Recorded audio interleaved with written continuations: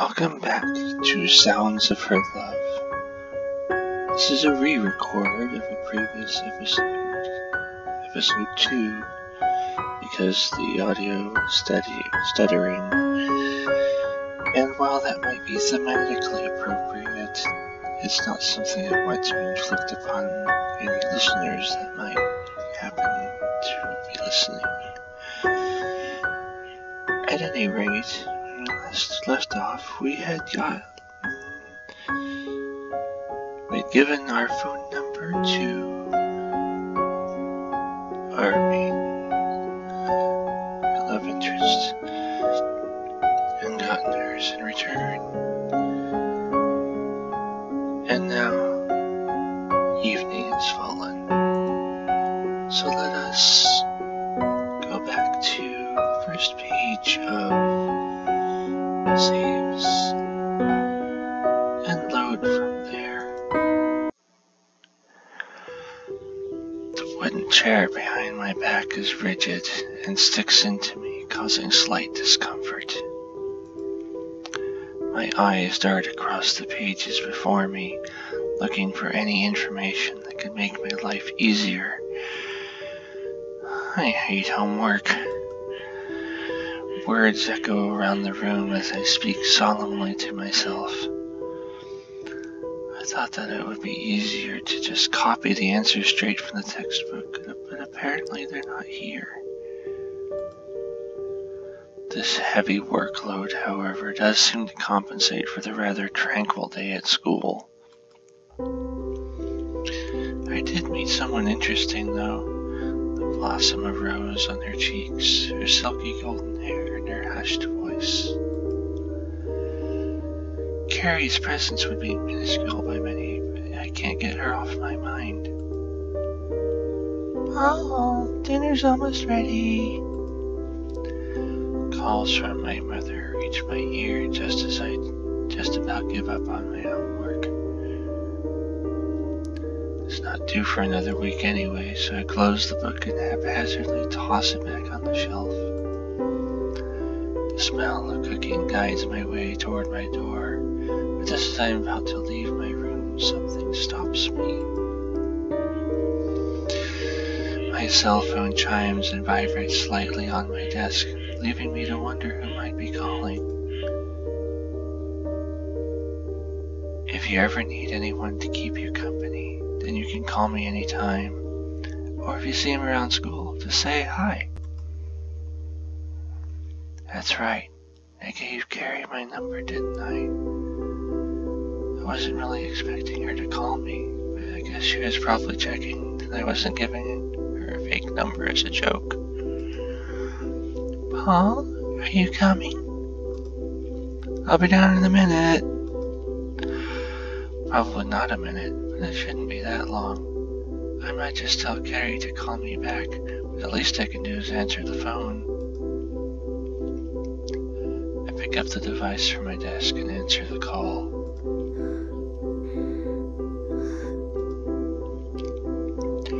Carrie breathes to the speaker, her nervousness all too apparent, even through a mobile call.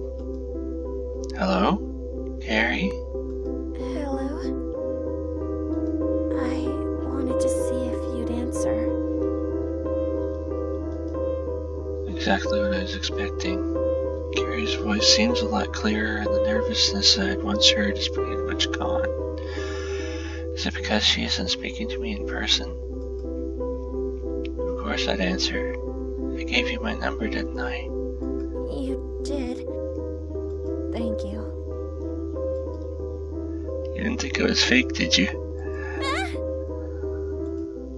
I tease her about it. To be honest, if she gave me her number, I'd probably think it was fake too. That is, if she wasn't so timid anyway. If her personality was different, she would probably be pretty popular. Don't worry, I'm only teasing. Oh. Teasing a girl I just met seems pretty abnormal, but I can't deny her response was adorable. She seemed fairly relaxed. Call her out on the contrast of her speech patterns. I already know the answer, but I just want to show her that she can speak to people clearly if she just tries. I find it easier speaking to people over the phone. I'm sorry if it seems rude. Oh, no, it's fine. I call my father a lot. She did say I was her first non-relative contact. I really wanted to speak to you. Her stutters flare up again. The concept of calling someone from school is still probably quite foreign to her. Oh, your dinner will go cold at this rate. I get another shout from the dining room. By now, my family's probably started eating without me. It's quite a traditional thing in this house for everyone to eat together. I'll have to tell Ceri to call me back. I'd like to speak to you too, but do you think you can call me back? Probably in about half an hour. My dinner is ready and my mother is being quite persistent about it. Oh, okay. Ceri sounds a bit dejected about it, but there's nothing I can do.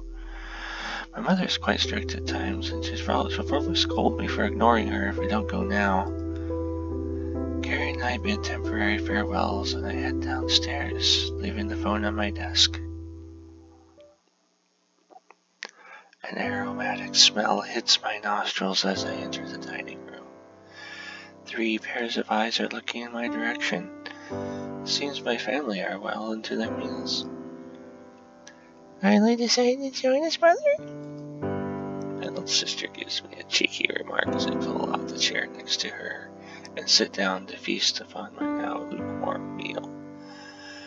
I'm too lazy to microwave it. How was school? You went about an hour early, didn't you? You knew about that?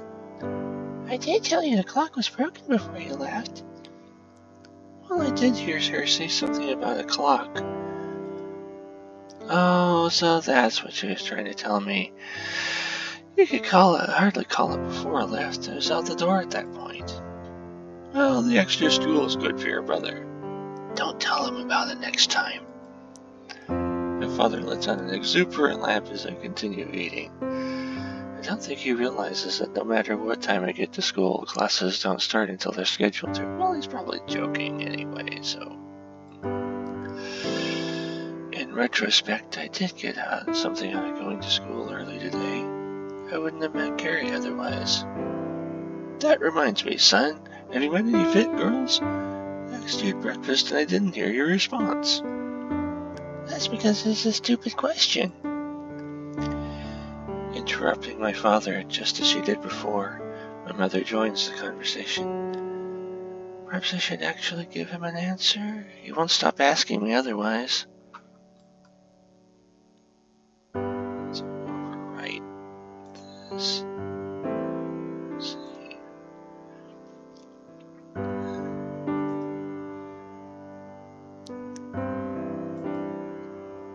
My relationship with Ceri is somewhat primitive, at least in a sense.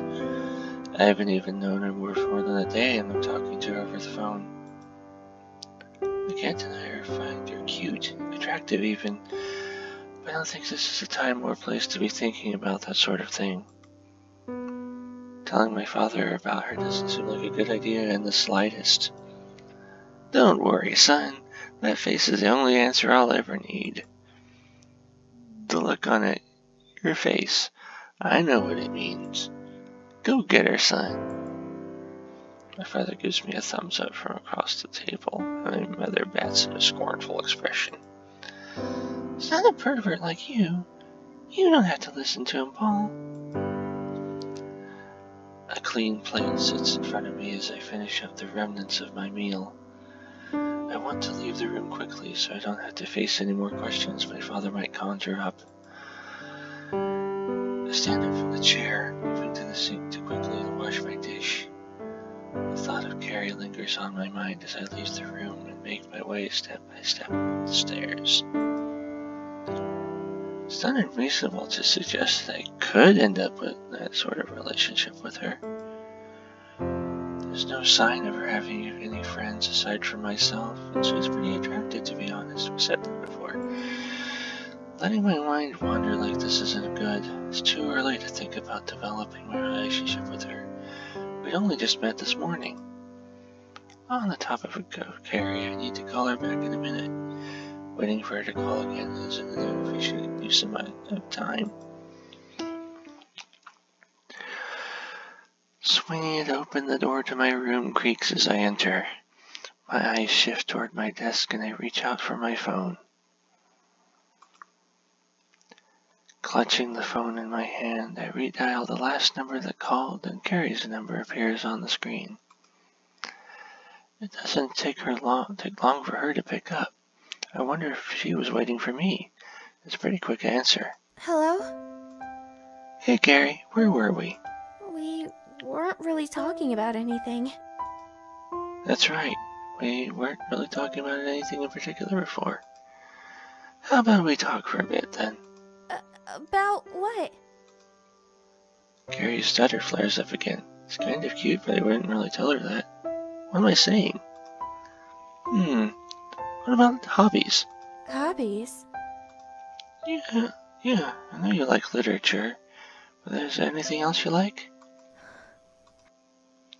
Ceri pauses for a brief moment, and the sound of her breathing flows out of its speaker beside me. I like the harp. The harp? You mean the instrument?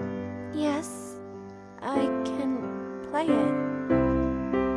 So she can play the harp? That reminds me. So it's like the school's logo then? The harp is a classical Celtic instrument. That must be it. Sure, Wales is a Celtic country. What about yours? My what? Your hobbies. She wants to know my hobbies? Well, I did ask her the question after all. The problem is, though, I can't really think of anything that I would consider a hobby.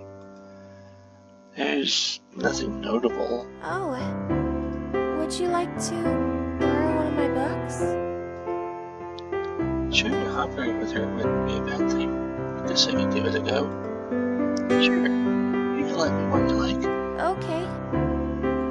Will you meet me at lunch? Always. So I can give it to you. Oh. Yeah, that's fine. Thinking back on what my father has said before, I can definitely say that I like Ceri, though in what way it's hard to tell. It's not unreasonable to say that there's a possibility. She is kind of sweet after all, though I don't know. I shouldn't really think about it now. You're doing a lot of thinking about it for someone who doesn't think he should be thinking about it now. Thank you. I promise you'll enjoy reading it. I imagined Ceri pulling a cute smile to match the enthusiasm she put into that statement. She must really have a passion for reading, beyond wanting to study literature. I'm looking forward to it. I hear a voice that isn't Ceri's coming from the end of the line. I guess someone must be calling up to her. Sorry. My father's calling me for dinner. Don't worry, I left for dinner earlier. You go and have yours. I'll see you at school tomorrow. Okay. I'll see you then. Goodbye. Bye. The line falls silent as Ceri hangs up, and I place the phone back down on my desk once again. For the first time this past fortnight, I'm actually looking forward to going to school. Ceri and I seem to have developed quite a good friendship within just the course of a day. It's quite surprising, really. As I return to the seat by my desk, I peer at the sprawl of papers I had left lying before me. Oh right, I was doing homework. There's nothing else I can think of doing, so I reach up to the shelf where I had left my workbook and continue on with the task I was doing. If I get it out of the way now, maybe I'll have more time later in the week to speak with Ceri again.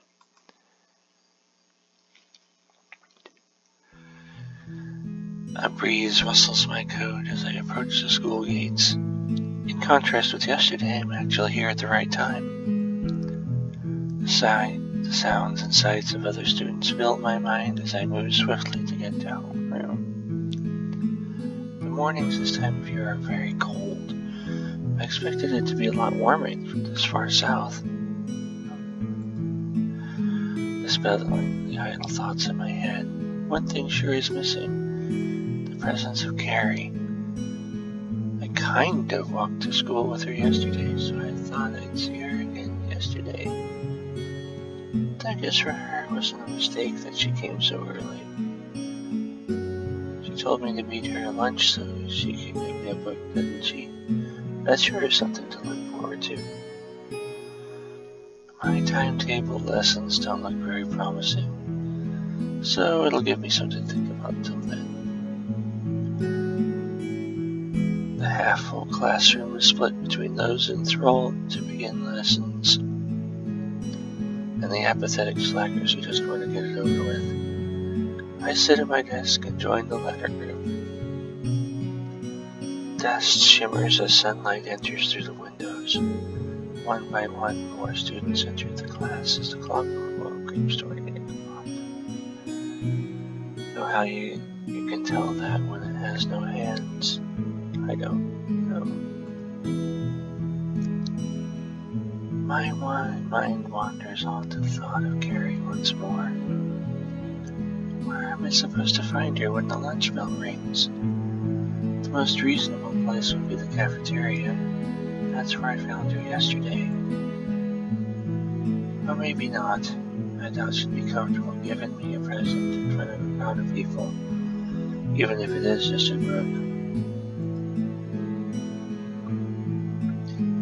I lean back against the chair as I typically would, and slowly watch the clock spin and spin as lessons go by, waiting for the lunch bell to arrive.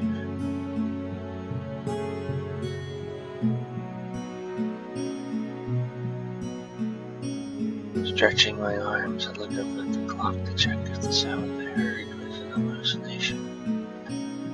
I don't have schizophrenia as far as I'm aware. The clock has no hands. You cannot verify time with it. People are definitely getting up and leaving the classroom, likely heading towards the cafeteria.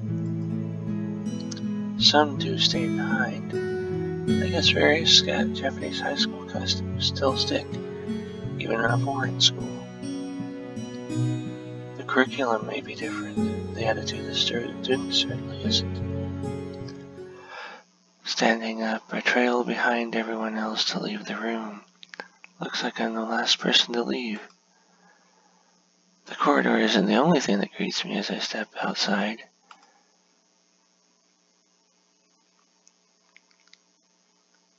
Here you go. Oh, hi. I promised to give it to you. Before me stands Ceri, basking in the sunlight. A book is held out in her hands and practically shoved into my chest. Her face is red, apt for the situation. I'm pretty sure mine is too. The blossom of embarrassment on her cheeks is a cute sight. She seemed to be reluctant to make eye contact, though. It's only better for me, as I get to look at the glint of my own reflection in her amber eyes. Thanks. The book itself looks fairly worn. Judging by the condition of the pages, she must have read it quite a few times. I am only borrowing it, so she probably wants to read it again in the future. You're welcome. It's one of my favorites, so I hope you enjoy it. She politely exclaims that fact, and I take the book from her. The title is embossed on cover as opposed to fancy design or sleeve. It must be a fairly old print. Despite its blemishes, she seems to have taken quite good care of it. Once again, I look at Ceri's cute profile. She still holds a blush which suits her all too well. An adorable trait of hers. Her breath is still ragged with nervousness. Hey, hey, hey, eyes up there. I watch her chest move inwards and out as she regains control of her breathing. Though I quickly look away after I realize how perverse the action is. How about we get some lunch then? We can't keep standing around here. I slip the book into my bag carefully and invite Ceri to join me for lunch. Sure. I'd love to. Ceri slightly jitters as we both head down the corridor towards the cafeteria, and I spend my second lunch break of the week with her. No doubt I can get used to this, though I feel as if I already am. Noise resonates through the walls of my room as I hear my sister blasting some foreign pop music, all while speaking to her friend on the phone. I would go in there and tell her to quiet down, but I'm too lazy to do so. After enjoying a nice lunch break with Ceri, despite neither of us really saying anything, the remaining classes were rather dull and uninteresting. The only thing that really kept me going was the thought of Ceri, as dodgy as that sounds. I look to the right. Beside me sits the book Ceri had given me earlier. Reading it now would give me something to do, but I don't think I could make it that far into it. It's quite late, I still have some work left to do, though I'm reminded of Ceri's flustered face as she presented it to me. It really meant a lot to her. Giving it a rate couldn't hurt, could it?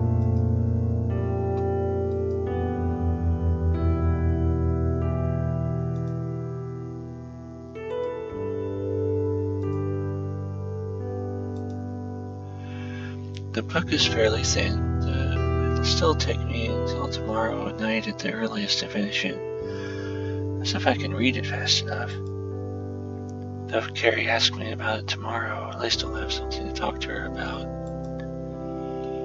Grasping the book, I open up the cover and begin reading it page by page. The theme of it is quite apparent, even before the end of the first chapter. It's a love story. The book suits Ceri pretty well. It would have been weird if the book was a sci-fi novel or something absurd like a guide on dog grooming. Does she even have a dog? I wouldn't know.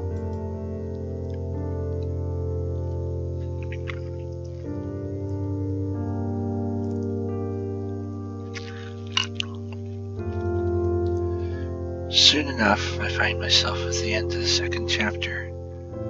So far, it's been fairly interesting. Definitely something different than what I was expecting from a love story. I should probably make a few mental notes of what I've read so far, just to give us something to talk about. She doesn't really converse that much. I want to talk with her more. I set the book down beside me where it once sat. My body twists as I slip out of the space between the chair and my desk. For once, I should probably get to dinner early.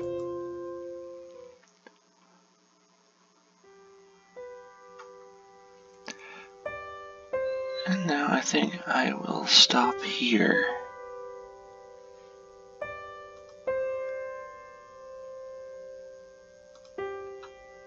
As I did last time.